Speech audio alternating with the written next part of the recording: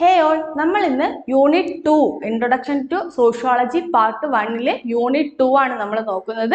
Emergence of sociology and social anthropology രണ്ടും നമ്മൾ കേട്ടിട്ടുള്ള സബ്ജക്ട്സ് ആണല്ലേ, സോഷ്യോളജിയും സോഷ്യൽ ആന്ത്രപ്പോളജിയും വെച്ചാൽ. എന്നാൽ ഇത് എങ്ങനെ എമർജ് ചെയ്ത് വന്നു എന്നാണ് ഈ ഒരു യൂണിറ്റിൽ നമ്മൾ നോക്കുന്നത്.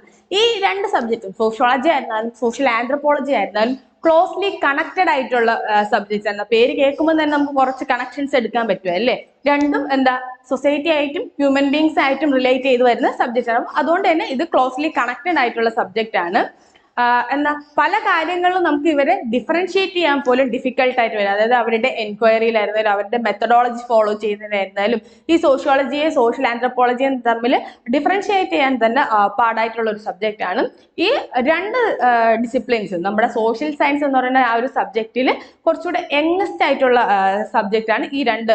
സോഷ്യോളജി ആയിരുന്നാലും സോഷ്യൽ ആന്ത്രപ്പോളജി ആയിരുന്നാലും കുറെ സിമിലാരിറ്റീസ് ഉണ്ടെങ്കിലും ഇവർക്ക് രണ്ടുപേർക്കും ഡൈവേഴ്സ് ആയിട്ടുള്ള ഹിസ്റ്റോറിക്കൽ റൂട്ട്സ് ആണ് ഉള്ളത്. അതായത് സോഷ്യോളജി ഇവോൾവ് ചെയ്ത് പോലെ വന്നത് ആയിരിക്കൂല സോഷ്യൽ ആന്ത്രപ്പോളജി ഇവോൾവ് ചെയ്ത് വന്നത്. അപ്പൊ ഇവരുടെ ഹിസ്റ്റോറിക്കൽ റൂട്ട്സ് നോക്കുമ്പോൾ കുറച്ച് ഡിസിമിലാരിറ്റീസ് ഒക്കെ കാണാനായിട്ട് പറ്റും.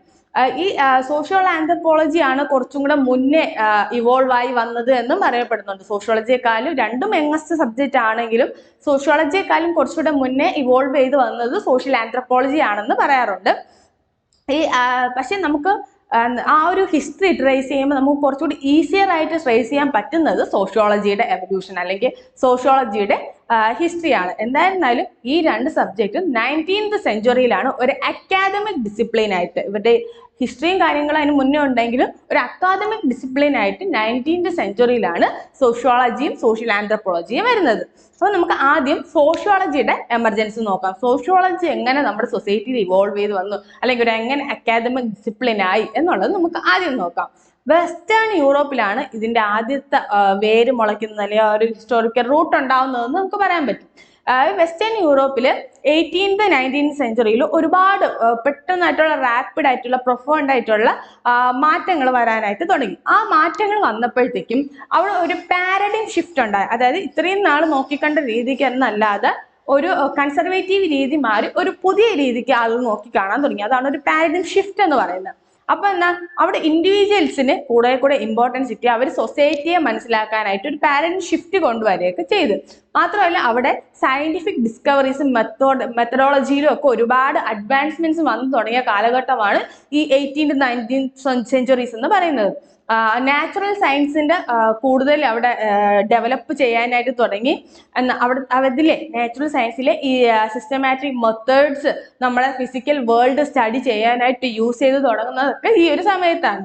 The question that occupied the minds of early sociologists like Comte and Durkheim was, could a similar scientific and systematic approach be applied to study if the human social world? ആ ഒരു സമയത്താണ് നമ്മുടെ കോംറ്റും ദർഖേമും പോലെയുള്ള അന്നത്തെ കാലത്ത് സോഷ്യോളജിസ്റ്റിന്റെ മൈൻഡിൽ ഒരു ക്വസ്റ്റ്യൻ വന്നത്, എന്തുകൊണ്ട് ഈ സിസ്റ്റമാറ്റിക് അപ്രോച്ചസ് ഒക്കെ നമുക്ക് ഒരു സോഷ്യൽ ഹ്യൂമൻ വേർഡിനെ പഠിക്കാനായിട്ട് യൂസ് ചെയ്തുകൂടാ? ആ ഒരു കൺസെപ്റ്റ് അല്ലെങ്കിൽ ആ ഒരു ചിന്തയിൽ നിന്നാണ് ബാക്കിയുള്ള സോഷ്യോളജിയുടെ എമർജൻസ് വരുന്നത്. അപ്പം സോഷ്യോളജി ഹിസ്റ്ററി നോക്കുമ്പോൾ നമ്മൾ വെസ്റ്റേൺ യൂറോപ്പിലെ സയന്റിഫിക് ആൻഡ് ടെക്നോളജിക്കൽ അഡ്വാൻസ്മെന്റ്സ് ആ ഒരു സമയത്ത് 18th 19th സെഞ്ച്വറിയിൽ ഒരുപാട് സയന്റിഫിക്കും ടെക്നോളജിക്കലും ഒക്കെ ഒരുപാട് അഡ്വാൻസ്മെന്റ് വന്നിട്ടുണ്ട്. ആ ഒരു ഇത് വന്നപ്പോഴാണ് നമ്മുടെ സൊസൈറ്റിയിൽ ട്രാൻസ്ഫോർമേഷൻസ് ഉണ്ടാവാൻ തുടങ്ങിയത്. അതായത് അന്ന് വരെ നിലനിന്നിരുന്ന ഒരു ട്രഡീഷണൽ റൂറൽ അഗ്രേറിയൻ സൊസൈറ്റിയിൽ നിന്നും ഒരു മോഡേൺ അർബൻ ഇൻഡസ്ട്രിയൽ സൊസൈറ്റിയിലേക്കൊക്കെ ഉള്ള ട്രാൻസ്ഫോർമേഷൻ വരുന്നത് ഈ ഒരു ടൈമിലാണ്. അപ്പൊ പുതിയ പുതിയ ഇൻവെൻഷൻസ് വന്നപ്പോഴത്തേക്ക് എന്താ നമ്മുടെ സ്കെയിൽ ഓഫ് പ്രൊഡക്ഷൻ കൂടി അല്ലേ. പല പല മെഷീൻസിന്റെ ഇൻവെൻഷൻസും കാര്യങ്ങളൊക്കെ വന്നപ്പോൾ പയ്യെ പ്രൊഡക്ഷൻ കൂടാനായിട്ട് തുടങ്ങി. പ്രൊഡക്ഷൻ കൂടിയപ്പോഴത്തേക്ക് ഈ സ്മോൾ ഹോം ബേസ്ഡ് ആയിട്ടുള്ള ആ ഒരു ഇൻഡസ്ട്രിയിൽ നിന്ന് ഒരു ലാർജ് സ്കെയിൽ ഫാക്ടറി എന്ന് പറയുന്ന ഒരു കൺസെപ്റ്റിലോട്ടൊക്കെ സൊസൈറ്റി പോയി തുടങ്ങി. അതിൻ്റെ കൂടെ തന്നെ സോഷ്യലിയും ഇക്കണോമിക്കലിയും പൊളിറ്റിക്കലും ഒക്കെ വൈഡ് സ്പ്രെഡ് ആയിട്ട് ഒരുപാട് മാറ്റങ്ങൾ ആ ഒരു സൊസൈറ്റിയിൽ സംഭവിച്ചിട്ടുണ്ട്. അതായത് നമ്മുടെ വെസ്റ്റേൺ യൂറോപ്പിൽ ഒരുപാട് സോഷ്യൽ എക്കണോമിക് പൊളിറ്റിക്കൽ ചേഞ്ചസ് ഉണ്ടായി വന്നു. ഈ ചേഞ്ചസ് ഒക്കെ എന്താ ഒരു പാരഡോക്സിക്കൽ സിറ്റുവേഷൻ ക്രിയേറ്റ് ചെയ്തത്. അതായത് ഇതുവരെ നിന്ന ഒരു സിറ്റുവേഷനിൽ നിന്ന് പെട്ടെന്ന് മാറുമ്പോഴത്തേക്ക് ഒരു വിരോധാഭാസ സാഹചര്യം എന്നൊക്കെ നമ്മൾ പറയും. പാരഡോക്സിക്കൽ സിറ്റുവേഷൻ, ഏതെടുക്കണം, ഏത് നല്ലത് ഏത് ചീത്ത എന്ന് പറഞ്ഞ കൺഫ്യൂഷൻ വരുന്ന ആ ഒരു പാരഡോക്സിക്കൽ സിറ്റുവേഷൻ ഒക്കെ അവിടെ ക്രിയേറ്റ് ആവാനായിട്ട് തുടങ്ങി. It was marked by hope and despair simultaneously. ആ ഒരു സിറ്റുവേഷൻ വന്നപ്പം അവിടെ ഒരേ സമയം ഹോപ്പും ഉണ്ടായി, അതേ സമയം തന്നെ ഡെസ്പയറും ഉണ്ടായി. ഹോപ്പ് എന്ന് പറഞ്ഞാൽ എന്താ ഒരു നമ്മൾ പറഞ്ഞ നേരത്തെ ട്രാൻസ്ഫോർമേഷൻ വന്നപ്പോൾ പുതിയ പുതിയ എക്കണോമിക് കൾച്ചറൽ അതേപോലെ സോഷ്യൽ പൊളിറ്റിക്കൽ ആസ്പെക്ട്സ് വരികയും ആ ഒരു ട്രഡീഷണൽ സൊസൈറ്റിയിൽ നിന്ന് മാറി ഒരു എന്താ കുറെ കൂടെ മോഡേൺ സൊസൈറ്റിയിലായിട്ട് വരെ കുറെ കൂടെ റാഷണൽ ആൻഡ് എൻലൈറ്റ്മെന്റ്സ് വരെയൊക്കെ ചെയ്തു. അപ്പൊ അങ്ങനെയുള്ള കാര്യങ്ങളൊക്കെ നോക്കുമ്പോൾ നമുക്ക് നല്ല ഹോപ്പ് ഫീൽ ചെയ്യും. പക്ഷെ ഡെസ്പയർ എന്ന് പറയുമ്പോൾ ഒരു പുതിയ കാര്യം എന്ത് വന്നാലും അവിടെ ഒരു കോൺഫ്ലിക്റ്റ് വരാനായിട്ടുള്ള ചാൻസ് ഉണ്ട് അല്ലെ. അതേപോലെ നമ്മുടെ മോഡേൺ സൊസൈറ്റി എന്താ വന്നപ്പോഴത്തേക്കും അവിടെ ഹ്യൂമൻ ക്രിയേറ്റിവിറ്റിയിലും റാഷണാലിസം ഒക്കെ കൂടിയപ്പോഴത്തേക്കും ഒരുപാട് ഡിസറൈസും ചാവോസും ഒക്കെ വരാനായിട്ട് തുടങ്ങി. അതായത് ഒരു കാര്യത്തിനെ റീപ്ലേസ് ചെയ്ത് മറ്റൊരു കാര്യം വരുമ്പോൾ അവിടെ ഒരു പ്രശ്നം ഉണ്ടാവുമല്ലോ, അങ്ങനത്തെ രീതിക്ക് പ്രശ്നങ്ങളൊക്കെ വന്നപ്പോഴത്തേക്കും അതൊരു ഡെസ്പയർ ആയി മാറുകയും ചെയ്തു. സോഷ്യോളജി എന്ന് പറയുന്ന ഒരു ഡിസിപ്ലിൻ ഈ ഒരു ബാക്ക്ഗ്രൗണ്ടിലാണ് എമർജ് ചെയ്ത് വരുന്നത്. അതായത് ഈ ഒരു ഇന്റലക്ച്വൽ അല്ലെങ്കിൽ മെറ്റീരിയൽ അല്ലെങ്കിൽ സോഷ്യൽ ചേഞ്ചസ് ഒക്കെ ഉണ്ടാക്കുമ്പോഴാണ് ഒരു 19th സെഞ്ചുറിയിലെ ലേറ്റർ ഹാഫിൽ ഈ സോഷ്യോളജി എന്ന് പറയുന്ന ഒരു സബ്ജക്റ്റ് ഇവോൾവ് ചെയ്ത് വന്നത്. ഇത് വെറുതെ അങ്ങ് ഇവോൾവ് ചെയ്ത് വന്നതല്ല. വെസ്റ്റേൺ യൂറോപ്പിനുണ്ടായ കുറച്ച് ഇവന്റ്സ് അല്ലെങ്കിൽ കുറച്ച് ഫാക്ടേഴ്സ് ആണ് ഈ സോഷ്യോളജിയുടെ എമർജൻസിന് കാരണമായിട്ട് വന്നത്. ഇതൊരു അക്കാദമിക് ഡിസിപ്ലിൻ ആവാനായിട്ട് കാരണമായിട്ട് വന്നത്. അതിൽ ആദ്യത്തെ ഒരു ഫാക്ടർ എന്ന് പറഞ്ഞാൽ എൻലൈറ്റ്മെന്റ് പീരീഡ് ആണ് അല്ലേ. നമുക്ക് എല്ലാവർക്കും അറിയാവുന്നതാണ് എൻലൈറ്റ്മെന്റ് പീരീഡ്. നമ്മൾ +1 +2 +2 അല്ലെ 10ാം ക്ലാസ്സിലൊക്കെ നമ്മൾ എൻലൈറ്റ്മെന്റ് പീരീഡ് എന്താണെന്നൊക്കെയാണ് നമ്മൾ പഠിച്ചിട്ടുള്ളതാണ് അല്ലേ. എൻലൈറ്റ്മെന്റ് എന്ന് വെച്ചാൽ ഏജ് ഓഫ് റീസൺ. നമ്മൾ ഇതുവരെ ഒരു ഡിവിനിറ്റിയിൽ വിശ്വസിച്ചിരുന്ന ആളുകൾ കുറച്ച് നാൾ കഴിഞ്ഞപ്പോഴത്തേക്ക് ഒരു കാരണം എല്ലാത്തിനും പുറകിലുണ്ട് എന്ന് തോന്നി തുടങ്ങി, അല്ലെങ്കിൽ റാഷണലി കാര്യങ്ങളെ നോക്കി കാണാൻ തുടങ്ങിയ ഒരു ടൈമാണ് ഈ എൻലൈറ്റ്മെന്റ് പീരീഡ് എന്ന് പറയുന്നത്. ഒരു ഇന്റലക്ച്വൽ ഡെവലപ്മെന്റ് അന്നത്തെ സൊസൈറ്റിയിലുള്ള ആളുകൾക്ക് വന്നു തുടങ്ങുന്ന ടൈമാണ് ഈ എൻലൈറ്റ്മെന്റ് പീരീഡ് എന്ന് പറഞ്ഞാൽ. അതോടെ തന്നെ നമ്മുടെ ഫിലോസഫിക്കൽ തോട്ട്സിലും ഒക്കെ ഈ സിഗ്നിഫിക്കൻ്റ് ആയിട്ടുള്ള ചേഞ്ചസ് ആണ് ഈ 18th സെഞ്ചുറി 19th സെഞ്ചുറിയിലൊക്കെ യൂറോപ്പിൽ ഉണ്ടാവുന്നത്. അപ്പൊ ഈ ഒരു എൻലൈറ്റ്മെന്റ് പീരീഡ് നമ്മുടെ സോഷ്യോളജി എന്നൊരു സബ്ജക്ട് ഉണ്ടാവാനായിട്ട് അതിന്റെ എമർജൻസിന് കാരണമായ ഒരു ഫാക്ടർ ആയിട്ടുള്ള ഒരു കാര്യമാണ് ഈ എൻലൈറ്റ്മെന്റ് പീരീഡ് എന്ന് പറയുന്നത്. അതുവരെ എക്സിസ്റ്റ് ചെയ്ത ഒരുപാട് ഐഡിയാസും ബിലീഫ്സും അതേപോലെ സോഷ്യൽ ലൈഫുമായിട്ട് റിലേറ്റ് ചെയ്യുന്ന പല കാര്യങ്ങളെയും വലിച്ചെറിഞ്ഞുകൊണ്ട് ഓവർത്രോൺ ചെയ്തുകൊണ്ട് ഈ ഒരു പീരീഡിൽ ഒരുപാട് കാര്യങ്ങൾ റീപ്ലേസ് ആയി വന്നു. അപ്പം അന്നത്തെ കാലത്ത് പ്രോമിനന്റ് തിങ്കേഴ്സ് ആയിട്ടുള്ള എന്ന് വെച്ചാൽ എൻലൈറ്റ്മെന്റ് കാലത്ത് പ്രോമിനന്റ് തിങ്കേഴ്സ് നമുക്കറിയാം, റൂസോ, വോൾട്ടയർ, മൊണ്ടസ്ക്യൂ എന്ന് കേൾക്കാത്ത ആരുമില്ല. അതിലെ ഫിലോസഫേഴ്സ് ആയിട്ടുള്ള മൊണ്ടസ്ക്യൂം റൂസോ ഒക്കെ ഇതിനു വേണ്ടി ഒരുപാട് കോൺട്രിബ്യൂട്ട് ചെയ്തിട്ടുണ്ട്. ആ ഒരു ടൈമിലാണ് ഇൻഡിവിജ്വൽസ് കുറെ കൂടെ റാഷണലി അല്ലെങ്കിൽ ക്രിട്ടിക്കലി സൊസൈറ്റിയെ നോക്കി കാണാനായിട്ട് ശ്രമിച്ചത്. അതായത് ഇപ്പൊ ഒരു മഴ പെയ്താൽ പോലും അത് ദൈവത്തിന്റെ കരുണ കൊണ്ടാണ് എന്ന് പറഞ്ഞിരുന്ന സൊസൈറ്റി ആയിരുന്നു ആ ഒരു സൊസൈറ്റി. അതിൽ നിന്നും അതൊരു എക്സാമ്പിൾ ആണ്. അതിൽ നിന്നും അതിനൊരു കാരണമുണ്ട്, അവിടെ എന്തോ ഒരു സയന്റിഫിക് പ്രോസസ്സ് നടക്കുന്നുണ്ട് എന്ന രീതിക്ക് ഒരു റാഷണലി ക്രിട്ടിക്കലി ചിന്തിച്ച് തുടങ്ങിയ ഒരു കാലഘട്ടമാണ് ഈ എൻലൈറ്റ്മെന്റ് കാലഘട്ടം. അപ്പൊ അത് സോഷ്യോളജി എന്നൊരു സബ്ജക്ട് വരാനായിട്ട് ഒരുപാട് ഇൻഫ്ലുവൻസ്ഡ് ആയിട്ടുണ്ട്. അതാണ് ഫസ്റ്റ് ഫാക്ടർ എന്ന് പറയുന്നത്. രണ്ടാമത്തെ ഫാക്ടർ എന്ന് പറഞ്ഞാൽ നമ്മുടെ സയന്റിഫിക് റെവല്യൂഷൻ ആണ്. അതായത് നമ്മുടെ യൂറോപ്പിൽ തന്നെയാണ് ഈ സയന്റിഫിക് റെവല്യൂഷൻ നടന്നത്. ഈ റിനൈസൻസ് പീരീഡ്, ആ സമയത്ത് 14th 16th സെഞ്ചുറി എന്ന് പറയുന്ന റിനൈസൻസ് പീരീഡ് ആണല്ലേ. ആ പീരീഡുമായിട്ട് കണക്ട് ചെയ്താണ് ഈ സയന്റിഫിക് റെവല്യൂഷൻസ് വരുന്നത്. അതായത് മാനിനും നേച്ചറിനും പുതിയ പുതിയ ആട്രിബ്യൂട്ട്സ് അപ്ലൈ ചെയ്യാൻ തുടങ്ങിയത് ഈ ഒരു ടൈമിലാണ്.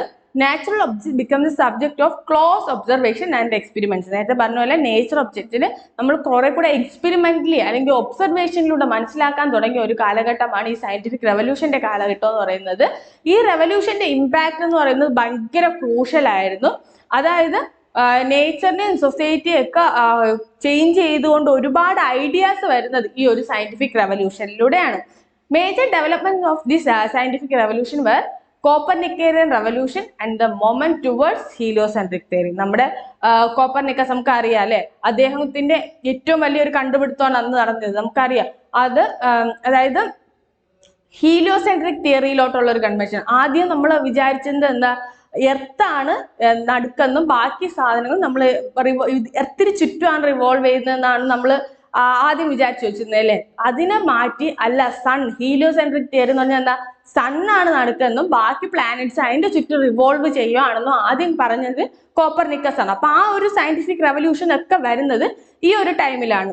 അതേപോലെ തന്നെ ഒരുപാട് എക്സ്പെരിമെന്റ്സ് നമ്മുടെ ഗലീലിയോ ആയിരുന്നാലും കെപ്ലർ ആയിരുന്നാലും ന്യൂട്ടൺ ആയിരുന്നാലും ഈ ഒരുപാട് എക്സ്പീരിയൻസ് നടത്തി തിയറീസ് ഒക്കെ ഫോർമുലേറ്റ് ചെയ്യുന്ന ഒരു ടൈമാണ് ഈ ഒരു സയന്റിഫിക് റെവല്യൂഷന്റെ ടൈം എന്ന് പറഞ്ഞത്. ഈ ഒരു കാര്യങ്ങളെല്ലാം സോഷ്യോളജിസ്റ്റിനുള്ളിൽ കുറെ ഡിസയേഴ്സ് ഉണ്ടാവുകയും സയന്റിഫിക് മെത്തേഡിലൂടെ സൊസൈറ്റി ആളുകൾ നോക്കി കാണാൻ തുടങ്ങുകയൊക്കെ ചെയ്തു.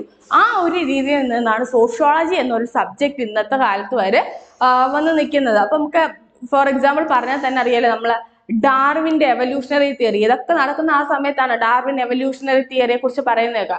ആ തിയറിയാണ് നമ്മുടെ സ്പെൻസർ എടുത്ത് സോഷ്യൽ എവല്യൂഷനിലൊക്കെ അപ്ലൈ ചെയ്തത്. അപ്പം നമുക്കത് കണക്ട് ചെയ്യാൻ പറ്റൂലേ, ആ ഒരു ഡാർവിന്റെ സയന്റിഫിക് തിയറിയിൽ നിന്നും ഒരു സോഷ്യൽ എവല്യൂഷണറി തിയറി സ്പെൻസർ കൊണ്ടുവന്നിട്ടുണ്ടെങ്കിൽ അന്നത്തെ കാലത്ത് സയന്റിഫിക് റെവല്യൂഷൻ എത്രത്തോളം അന്നത്തെ സോഷ്യോളജിസ്റ്റിനെ ഇൻഫ്ലുവൻസ്ഡ് ആയിട്ടുണ്ടെന്നും അവർ എത്രത്തോളം സയന്റിഫിക് മെത്തേഡ് സൊസൈറ്റിയെ സ്റ്റഡി ചെയ്യാൻ യൂസ് ചെയ്തിട്ടുണ്ടെന്നും ഒക്കെ നമുക്ക് ഇതിലൂടെ മനസ്സിലാവും.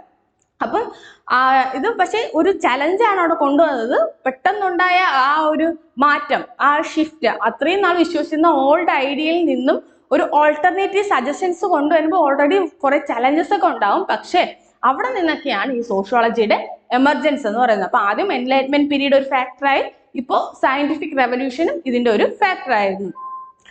Social and economic changes that support 19th century Europe. അതേപോലെ നമ്മുടെ യൂറോപ്പിലെ 19th സെഞ്ചുറിയിൽ സോഷ്യലായിട്ട് ഇക്കണോമിക് ചേഞ്ചസും ഒക്കെ ഉണ്ടായിട്ടുണ്ടായിരുന്നു. അടുത്തതെന്ന് വെച്ചാൽ ഫ്രഞ്ച് റെവല്യൂഷൻ.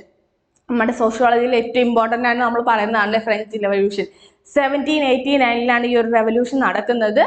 നമ്മുടെ ഹ്യൂമൻ സ്ട്രഗിളിന്റെ അല്ലെങ്കിൽ ഹ്യൂമൻ ഹിസ്റ്ററി തന്നെ ഒരു ടേണിംഗ് പോയിന്റ് ആയിട്ട് നമ്മൾ പറയുന്ന ഒരു റെവല്യൂഷൻ ആണ് ഫ്രഞ്ച് റെവല്യൂഷൻ എന്ന് പറയുന്നത്. അതായത് ഇന്ന് നമ്മുടെ ഇന്ത്യൻ കോൺസ്റ്റിറ്റ്യൂഷനിൽ പറയുന്ന ലിബർട്ടി, ഇക്വാലിറ്റി, ഫ്രട്ടേണിറ്റി, ആ വേർഡ് വരെ വരുന്നത് ഈ ഒരു ഫ്രഞ്ച് റെവല്യൂഷൻ ടൈം ആണല്ലേ. അതായത് അന്ന് വരെ ഉണ്ടായിരുന്ന ഫ്യൂഡലിസം എന്ന് പറയുന്ന ഏജിനെ എൻഡ് ചെയ്തുകൊണ്ട് പുതിയ ഒരു സൊസൈറ്റൽ ഓർഡർ കൊണ്ടുവരുന്ന ഒരു റെവല്യൂഷനാണ് ഫ്രഞ്ച് റെവല്യൂഷൻ എന്ന് പറഞ്ഞാൽ. അന്നത്തെ കാലത്ത് ഫ്യൂഡൽ പ്രഭുക്കളെ കയ്യിലായിരുന്നു ലാൻഡും പവറും ഒക്കെ. അവര് ആണ് ഈ വർണ്ണ സിസ്റ്റവും കാര്യങ്ങളൊക്കെ കൊണ്ടുവന്നതും. ഡിവിഷൻ ഓഫ് ലേബർ ഉണ്ടാക്കുകയൊക്കെ ചെയ്തിട്ടുണ്ടായിരുന്നു. ആ ഫ്യൂഡൽ സിസ്റ്റം, ആ പവർ ഉള്ളവര് ബാക്കി ആളുകളെ ഭരിക്കുകയൊക്കെ ചെയ്തുകൊണ്ടിരുന്ന ഒരു കാലഘട്ടമാണ്.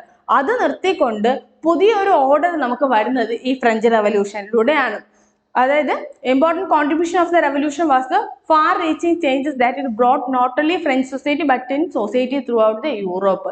അത് ആ ഒരു ഫ്രഞ്ച് സൊസൈറ്റിയെ മാത്രമല്ല ആ ഒരു മാറ്റം ഇൻഫ്ലുവൻസ്ഡ് ആയിട്ടുള്ളത് യൂറോപ്പിലെ പല പല സൊസൈറ്റീസിനെ അത് മാറ്റിക്കൊണ്ടുവന്നു. അത് നമ്മൾ നോക്കുമ്പോൾ യൂറോപ്പ് മാത്രമല്ലല്ലേ, അത് മറ്റ് കൺട്രീസിനെയും ബാധിച്ച് നമ്മുടെ ഇന്ത്യൻ കോൺസ്റ്റിറ്റ്യൂഷനിൽ വരെ നമ്മൾ അവരുടെ ആ ഒരു ലിബർട്ടി, ഇക്വാലിറ്റി, ഫ്രട്ടേണിറ്റി എന്ന് പറയുന്ന ഒരു കാര്യം നമ്മൾ അഡോപ്റ്റ് ചെയ്തിട്ടുണ്ട്. അപ്പം ആ യൂറോപ്യൻ സൊസൈറ്റിയെ മാത്രമല്ല പല രാജ്യങ്ങളിലോട് അത് പിന്നെ വൈഡ് സ്പ്രെഡ് ചെയ്ത് തുടങ്ങിയിട്ടുണ്ടായിരുന്നു. അപ്പം യൂറോപ്യൻ കൺട്രീസ് ആയിട്ടുള്ള ഫ്രാൻസിലൊക്കെ ഈ 18th സെഞ്ചുറി ആയപ്പോൾ നമ്മൾ നേരത്തെ പറഞ്ഞ പോലെ ഒരു റീസൺ അല്ലെങ്കിൽ റാഷണലിസം ബേസ് ഒക്കെ വന്നു തുടങ്ങിയല്ലേ, കാര്യങ്ങൾ നോക്കി കാണുന്നതിലൊക്കെ റീസൺ അല്ലെങ്കിൽ റാഷണലിസത്തിന്റെ ഏജ് ആയിട്ട് നമുക്ക് ആ ഒരു 18th സെഞ്ചുറിയെ പറയാനായിട്ട് പറ്റും.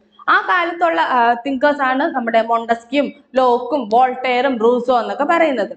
ആ ഫ്രഞ്ച് റെവല്യൂഷൻ എന്ന് പറഞ്ഞാൽ ഒരു മൊണാർക്കിക്ക് തന്നെ ഒരു എൻഡ് ആയിട്ട് കൊണ്ടുവന്നല്ലേ. അതായത് ഒരാൾ ഭരിച്ചുകൊണ്ടിരുന്നു, അതാണ് ഒരു മൊണാർക്കി എന്ന് പറഞ്ഞാൽ. ആ ഒരു സിസ്റ്റത്തിനെ തന്നെ മാറ്റിയ ഒരു റെവല്യൂഷനാണ് ഫ്രഞ്ച് റെവല്യൂഷൻ എന്ന് പറയുന്നത്. നമ്മൾ പൊളിറ്റിക്കൽ സ്ട്രക്ചേഴ്സിലും യൂറോപ്യൻ സൊസൈറ്റിയിൽ അന്നുണ്ടായിരുന്ന പൊളിറ്റിക്കൽ സ്ട്രക്ചേഴ്സിലൊക്കെ മാറ്റം വന്നു. അതേപോലെ ഫ്യൂഡലിസം നമ്മൾ തീരെ റീപ്ലേസ് ചെയ്തുകൊണ്ട് പുതിയ ലിബറൽ ഡെമോക്രസി ആ ഒരു കാലത്ത് കൊണ്ടുവരാനായിട്ട് തുടങ്ങി.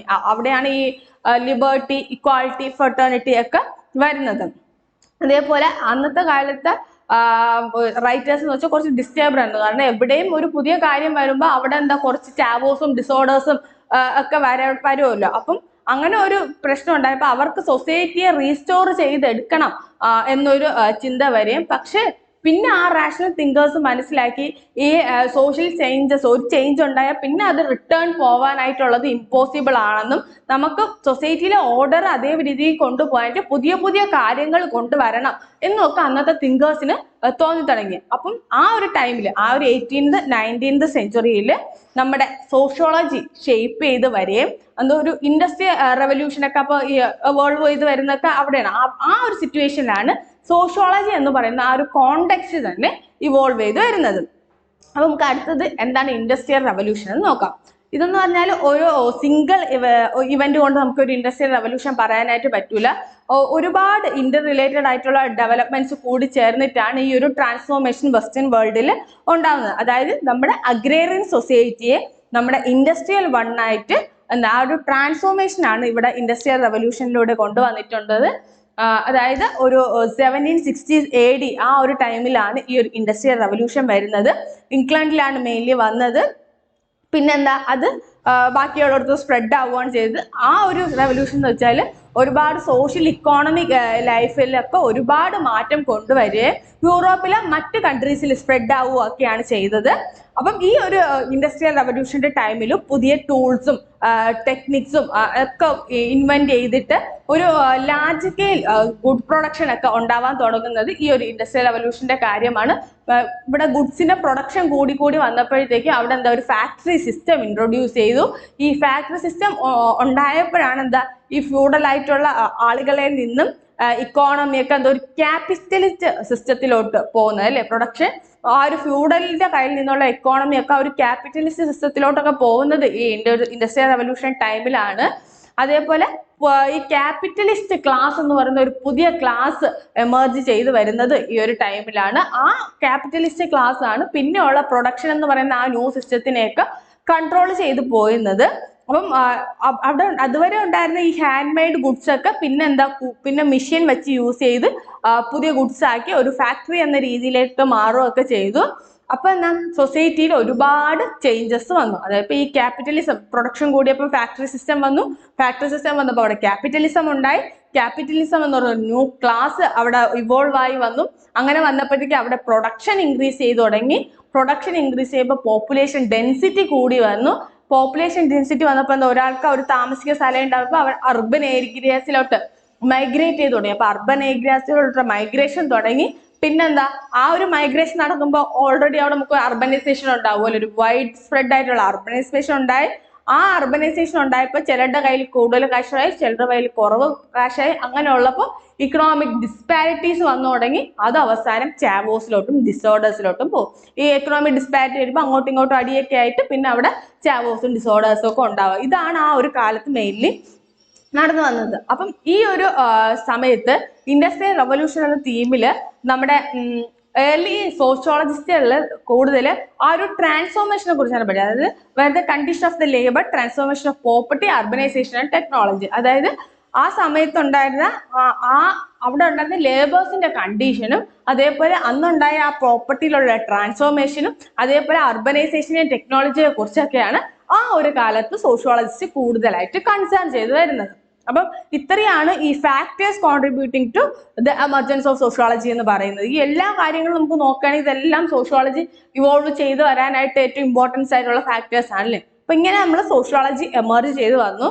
അങ്ങനെയാണ് ഇവിടെ സോഷ്യോളജിക്കൽ തിയറീസ് വരുന്നത്. നമ്മൾ ആദ്യം മുതൽ കണ്ട പോലെ തന്നെ സോഷ്യോളജി എന്ന ഒരു സബ്ജക്റ്റ് ഷേപ്പ് ചെയ്ത് വരികയും ഒരു ഇന്റലക്ച്വൽ ഫെർമെന്റ് ആയിട്ട് യൂറോപ്പിൽ വരികയൊക്കെ ചെയ്തു. അപ്പൊ എൻലൈറ്റ്മെന്റിന്റെ ആയിരുന്നാലും ബാക്കി കാര്യങ്ങളിലൂടെയൊക്കെ യൂറോപ്പിൽ ആ ഒരു സബ്ജക്റ്റ് ഷേപ്പ് ചെയ്ത് വരാനൊക്കെ തുടങ്ങി. ഈ ഒരു പീരീഡിലാണ് നമുക്ക് എന്താ ഇന്റലക്ച്വൽ ഡെവലപ്മെന്റ് അല്ലെങ്കിൽ ഫിലോസഫിക്കൽ തോട്ട്സിലൊക്കെ ചേഞ്ച് വരുന്ന ഈ ഒരു ടൈമാണ്. The chief intellectual process that lead to the emergence of sociology were the first of the philosophy of history, that is recognition of the facts that society progress in stages and that become the presence of patterns. Law to understand society too can be formulated in the scientific and systematic manner on the lines of natural science. അതായത് ഈ ഒരു intellectual പ്രോസസ്സിന്റെ ചീഫായിട്ടുള്ള കാര്യം എന്ന് വെച്ചാൽ നമ്മുടെ സോഷ്യോളജിയുടെ emergence ആദ്യം വരുന്നതെന്ന് വെച്ചാൽ നമ്മുടെ ഫിലോസഫി ഓഫ് ഹിസ്റ്ററിയിലൂടെയാണ്. അതായത് ഒരു പല സോഷ്യൽ പാറ്റേൺസിലൂടെയാണ് പല സോഷ്യൽ സ്റ്റേജസിലൂടെയാണ് സൊസൈറ്റി ഇവോൾവ് ചെയ്ത് വന്നതെന്നും ഈ പാറ്റേൺസിന്റെ പ്രസൻസ് കൊണ്ടാണ് എന്താ നമുക്ക് സൊസൈറ്റിയിലെ ലോ ആൻഡ് ഓർഡർ മെയിൻറ്റെയിൻ ചെയ്ത് പോകുന്നതെന്നും ഇതിനെ നമ്മൾ കുറെ കൂടെ സയന്റിഫിക് ആയിട്ട് സിസ്റ്റമാറ്റിക് രീതിയിൽ നാച്ചുറൽ സയൻസിനെ ഫോളോ ആ ഒരു ലൈൻസിൽ തന്നെ പഠിക്കണമെന്നും ഒക്കെയാണ് ആ ഒരു ടൈമിൽ സോഷ്യോളജിയിൽ പറഞ്ഞിരുന്നത്. രണ്ടാമത്തേതിൽ emergence of quantitative of social survey. നമുക്ക് സോഷ്യൽ സർവേസിൽ ക്വാണ്ടിറ്റേറ്റീവ് മെത്തേഡ്സ് യൂസ് ചെയ്യാൻ തുടങ്ങിയത് ആ ഒരു ടൈമിന് അതായത് നമ്മുടെ സോഷ്യൽ സർവേ എന്ന് പറയുന്ന ആ ഒരു മെത്തേഡ് തന്നെ വരുന്നത് ഈ ഒരു ടൈമിലാണ് to be recognised as a tool that could be used to understand social problems. നമ്മൾ സോഷ്യൽ പ്രോബ്ലംസ് മനസ്സിലാക്കാനായിട്ട് ഒരു ടൂൾ ആയിട്ടാണ് അവിടെ സോഷ്യൽ സർവേ യൂസ് ചെയ്യുന്നത്. അതായത് സൊസൈറ്റിയിൽ ഒരു ഇഷ്യൂ ഉണ്ടാകുമ്പോഴത്തേക്കും അതിന് സൊല്യൂഷൻസ് കണ്ടുപിടിക്കാൻ നമ്മൾ സോഷ്യൽ സർവേസ് നടത്തുകയും പിന്നെ അതിനെ ജനറലൈസേഷൻസിലൊക്കെ കൊണ്ടുവരികയൊക്കെയാണ് നമ്മൾ ചെയ്തിരുന്നത് ഈ സോഷ്യോളജിക്കൽ തിയറീസിൽ. അപ്പൊ നമ്മൾ ഇത്രയും നേരം നോക്കിയത് സോഷ്യോളജിയുടെ എമർജൻസ് ആണ് അല്ലെ. സോഷ്യോളജിയിലെ എമർജൻസി എങ്ങനെ ഉണ്ടായി, അതേപോലെ എന്തൊക്കെ ഫാക്ടേഴ്സ് ആണ് അതിന് കോൺട്രിബ്യൂട്ട് ചെയ്തെന്നുള്ള കാര്യങ്ങളാണ്. ഇനി നമ്മൾ സോഷ്യൽ ആന്ത്രപ്പോളജിയിലോട്ട് കിടക്കുകയാണ്. സോഷ്യൽ ആന്ത്രപ്പോളജി എങ്ങനെ എമർജ് ചെയ്തു എന്നാണ് നമ്മൾ ഇനി നോക്കാൻ പോകുന്നത്. അപ്പം സോഷ്യൽ ആന്ത്രപ്പോളജി എന്ന് പറഞ്ഞാൽ നമ്മൾ ആന്ത്രപ്പോളജി എന്ന് പറയുന്ന ഒരു സബ്ജക്റ്റിന്റെ ഒരു പാർട്ടാണ്. അതിന്റെ എമർജൻസ് എന്ന് പറഞ്ഞാൽ നമുക്ക് എന്താ ഈ ആന്ത്രപ്പോളജിയിൽ ചില കമ്പോണൻസുമായിട്ട് എന്നാ ഹിസ്റ്റോറിക്കലി കണക്ട് ചെയ്യാൻ പറ്റുന്ന ഒരു കാര്യമാണ്. പിന്നെ ഇതിന്റെ ഒരു എമർജൻസ് സോഷ്യൽ ആന്ത്രപ്പോളജിയുടെ എമർജൻസും മറ്റു പല സോഷ്യൽ സയൻസ് സബ്ജക്ട്സുമായിട്ടും ലിങ്ക്ഡ് ആണ്. അതായത് നമ്മൾ സോഷ്യോളജി ആയിട്ടും ഫിലോസഫി ആയിട്ടും എത്നോ ഹിസ്റ്ററി ആയിട്ടും സൈക്കോളജി ആയിട്ടും പൊളിറ്റിക്കൽ സയൻസ് ആയിട്ടും എക്കണോമിക്സും ആയിട്ടും ഒക്കെ റിലേറ്റഡ് ആണ്. പക്ഷെ ഏറ്റവും ക്ലോസ്ലി കണക്റ്റഡ് എന്ന് പറയുന്നത് നമ്മുടെ സോഷ്യോളജി ആയിട്ട് തന്നെയാണ്. നമ്മുടെ സോഷ്യോളജിയെ പോലെ ഈ സോഷ്യൽ ആന്ത്രപ്പോളജിയുടെ എമർജൻസും ഡെവലപ്മെന്റും ഒക്കെ നമ്മുടെ ഫസ്റ്റ് ആൻഡ് വേർഡിൽ ഉണ്ടായ സയന്റിഫിക് ഡെവലപ്മെന്റുമായിട്ട് ഡയറക്ട്ലി കണക്റ്റഡ് ആയിട്ടുള്ള കാര്യങ്ങളാണ്. ആന്ത്രപ്പോളജി എന്ന് പറയുന്ന വേർഡ് എന്താ, നമ്മുടെ ഏൻഷ്യൻ ഗ്രീക്കുകാർ യൂസ് ചെയ്തിരുന്ന ഒരു വേർഡാണ് ഈ ആന്ത്രപ്പോളജി എന്ന് പറയുന്ന ഒരു വേർഡ്. അവർക്ക് ഈ ആന്ത്രപ്പോളജിയ എന്ന് പറയുന്ന ഒരു സാധനം ഉണ്ടായി വന്നത് ഒരു 1595 ഒക്കെ ആയപ്പോഴാണ്. അപ്പൊ ആ ഒരു 15th 16th സെഞ്ചുറിയിലാണ് ഈ പോർച്ചുഗീസുകാരും സ്പാനിക്കേഴ്സും ഒക്കെ മറ്റ് രാജ്യങ്ങളെ ആഫ്രിക്കയൊക്കെ അവരെങ്ങനെ കീഴടക്കി എന്ന് പറയുന്ന ക്രോണിക്കിൾസ് വൃത്തമൊക്കെ ഉണ്ടായി വരുന്നത് ഉണ്ടാകുന്നത് ആ ഒരു 15th 16th സെഞ്ചുറിയിലാണ്. ആ ഒരു കാര്യങ്ങളാണ് ഈ ആന്ത്രപ്പോളജിയുടെ ഇമ്പോർട്ടൻ്റ് ആയിട്ടുള്ള സോഴ്സ് മെറ്റീരിയൽസ് എന്ന് പറയുന്നത്. അതായത് ഈ പോർച്ചുഗീസുകാരും സ്പാനിക്കോഡ്സും എഴുതിയ ആ ക്രോണിക്കിൾസ് എങ്ങനെ അവർ പുതിയ വേൾഡ് ക്രിയേറ്റ് ചെയ്തു, ആഫ്രിക്ക പോലുള്ള വേൾഡുകളെ എങ്ങനെ അവർ കീഴടക്കി എന്ന് പറയുന്ന ആ ഒരു വൃത്തമാണ് ഈ ആന്ത്രപ്പോളജിയുടെ സോഴ്സ് മെറ്റീരിയൽ ആയിട്ട് നമ്മൾ പറയുന്നത്. മാത്രമല്ല ഈ ആന്ത്രപ്പോളജിയുടെ ഫൗണ്ടേഷൻ എന്ന് പറഞ്ഞാൽ നമുക്ക് ഗ്രീക്കോ റോമൻ റിനൈസൻസിൽ ആ ഒരു ടൈം മുതൽ തന്നെ നമുക്ക് ട്രേസ് ചെയ്യാൻ പറ്റുന്ന ഒരു കാര്യമാണ്. പക്ഷെ അതായത് നമ്മൾ ആ ഹെറഡോട്ടസും അതേപോലെ ഹാലിക്കാർനസസിന്റെ ഒക്കെ തിയറീസ് ആ ഒരു ടൈമിൽ തന്നെ ആന്ത്രപ്പോളജി എന്നൊരു സബ്ജക്ട് നേരത്തെ ഇവോൾവ് ചെയ്തിരുന്നു. അതുകൊണ്ടാണ് പറഞ്ഞത് ആ സോഷ്യോളജിയെക്കാളും കുറച്ച് മുന്നേ ഹിസ്റ്റോറിക്കൽ റൂട്ട്സ് കൂടുതലുള്ളത് സോഷ്യൽ ആന്ത്രപ്പോളജിക്കാണ്. ആന്ത്രപ്പോളജി എന്ന് പറയുന്ന സബ്ജക്റ്റിന് ഒരുപാട് മുന്നേ തന്നെ ഇത് ഇവോൾവ് ചെയ്ത ഒരു കാര്യമാണ്. പിന്നെയാണ് ഈ 19th സെഞ്ചുറിയിലാണ് ഇതൊരു സോഷ്യൽ ആന്ത്രപ്പോളജി എന്ന് പറയുന്ന ഒരു അക്കാദമിക് ഡിസിപ്ലിൻ ആയിട്ടൊക്കെ മാറുന്നത്.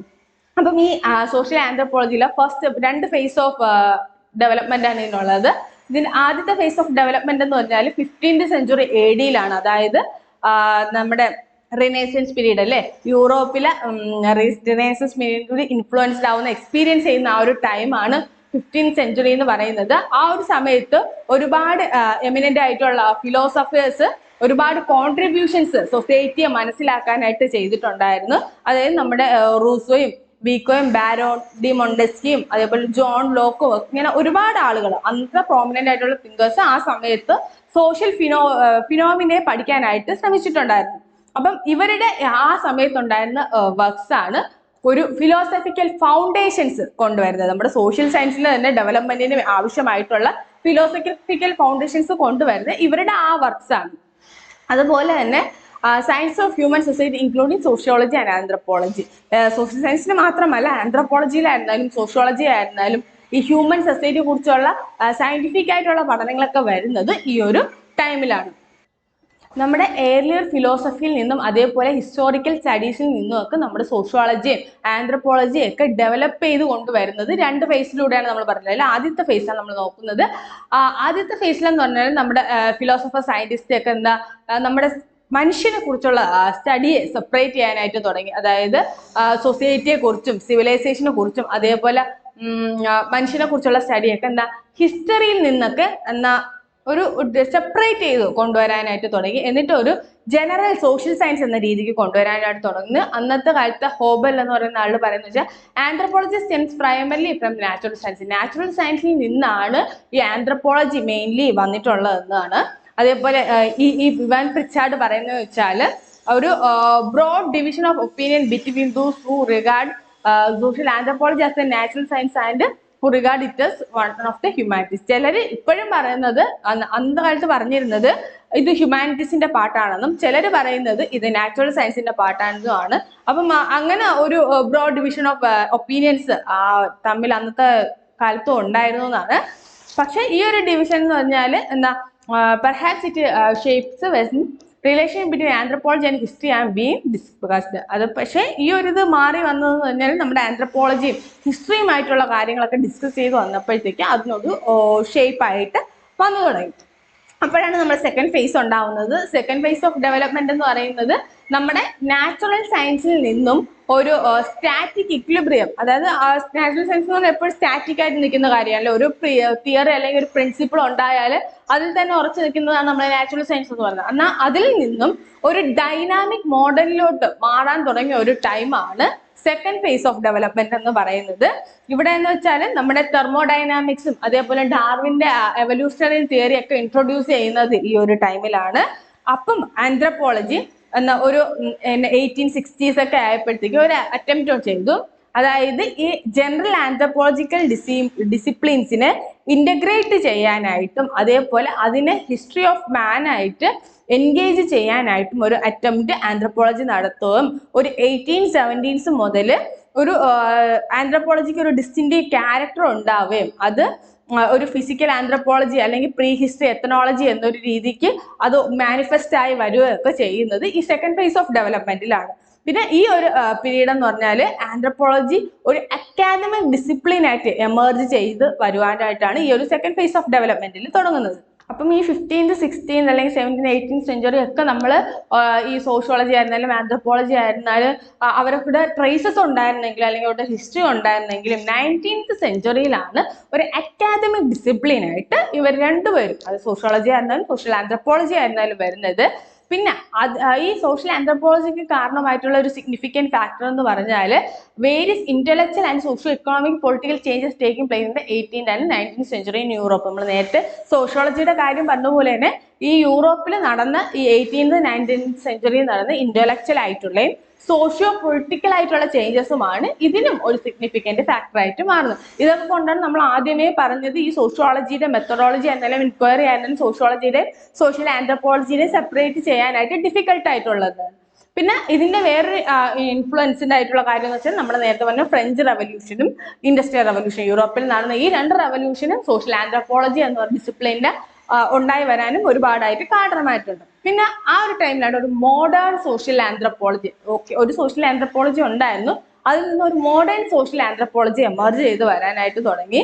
അത് നമ്മുടെ മെല്ലോവിസ്കിയുടെയും റാഡ്ക്ലിഫ് ബ്രൗണിന്റെയും മാർഷൽ മോസസിന്റെയും ഒക്കെ കോൺട്രിബ്യൂഷൻസ് കൊണ്ടാണ് ആ ഒരു എമർജൻസി മോഡേൺ സോഷ്യൽ ആന്ത്രപ്പോളജി വരുന്നത്. നമുക്കറിയാലോ, മാർഷൽ മോസസ് എന്ന് പറഞ്ഞാൽ ഫ്രാൻസിലേക്ക് ഒരു പയനിയർ ആയിരുന്നു. പക്ഷെ ഈ മോഡേൺ സോഷ്യൽ ആന്ത്രപ്പോളജിയുടെ ഫൗണ്ടർ എന്ന് പറയുന്നത് നമ്മുടെ മലിനോവിസ്കി ആണ്. ഇദ്ദേഹത്തിന്റെ കോൺട്രിബ്യൂഷൻസ് മോഡേൺ സോഷ്യൽ ആന്ത്രപ്പോളജിയിലുള്ള കോൺട്രിബ്യൂഷൻസ് എന്ന് പറഞ്ഞാൽ നമ്മളെ എത്നോഗ്രഫിക് മെത്തേഡ്സ് ഇൻട്രൊഡ്യൂസ് ചെയ്യും, അതേപോലെ പാർട്ടിസിപ്പന്റ് മെത്തേഡും തിയറീസ് ഈ എവല്യൂഷണറി ഹിസ്റ്റോറിക്കൽ അപ്രോച്ചുമായിട്ട് റിലേറ്റ് ചെയ്തിട്ടുള്ള ഈ ഫങ്ഷണലിസം തിയറി ആയിട്ട് റിലേറ്റ് ചെയ്തിട്ടുള്ള തിയറീസ് വരെയൊക്കെ കൊണ്ടുവരുന്നത് ഈ മലിനോവിസ്കി ആണ്.